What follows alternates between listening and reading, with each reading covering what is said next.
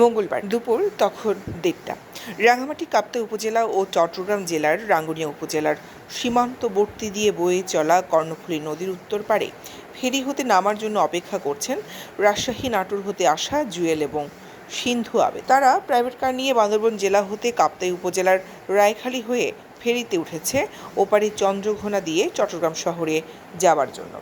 এই সময় কর্ণফুলী নদীতে জোয়ার থাকায় ফেরির পল্টনে হাঁটু পরিমাণ পানি ওঠায় যান চলাচল বন্ধ হয়ে যায় এবং তাদের বহনকারী কারটি ফেরিতেই অপেক্ষা করতে থাকে।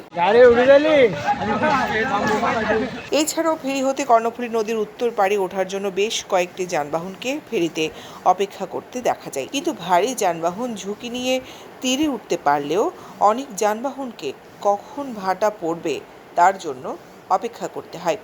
একই দৃশ্য দেখা যায় নদীর উত্তর পাড়ে চন্দ্রঘোনা অংশেও। এই সময় ফেরিতে উঠতে না পেরে সড়কে গাড়ির দীর্ঘ লাইন দেখা যায়। এই সময় ফেরিতেই কথা হয় জুয়েল ও সিন্ধু আবেদের সাথে।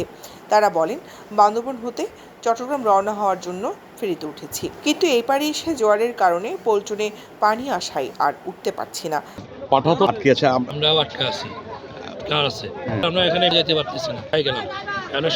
এখানে ফেরিতে কি সমস্যা? ফেরিতে এই বর্ষাকালে জোয়ার পানি বেড়ে যায়, মানে বৃষ্টি পড়লে জোয়ার এগুলো প্রচুর হয়ে যায়। তারপর আপনার লোকজনের গাড়ি এখানে তো ব্রিজ না থাকলে তো এই জায়গায় মানুষ ঘন্টার পর আপনার দুনো পাশে আমাদের কার ফেরিতেই আটকে আছে।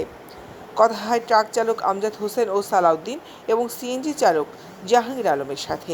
তারা সকলেই বলেন, প্রতিদিন এই সমস্যার সম্মুখীন হচ্ছি আমরা। জোয়ার আসলেই ফেরির পল্টনে পানি ওঠে, ফলে ঘন্টার পর ঘন্টা আমাদেরকে অপেক্ষা করতে হয়। মোহাম্মদ হামিদুল ইসলাম।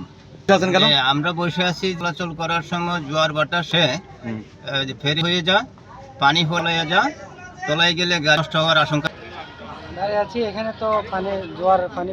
ফেরির কর্মচারী মোহাম্মদ হাসান আহমেদ বলেন, জোয়ার আসলে 2 থেকে আড়াই ঘন্টা পল্টনে পানি থাকে, তখন হালকা যানবাহন চলাচল করতে বেশ কষ্ট হয়ে যায়। এটা কখন হয়?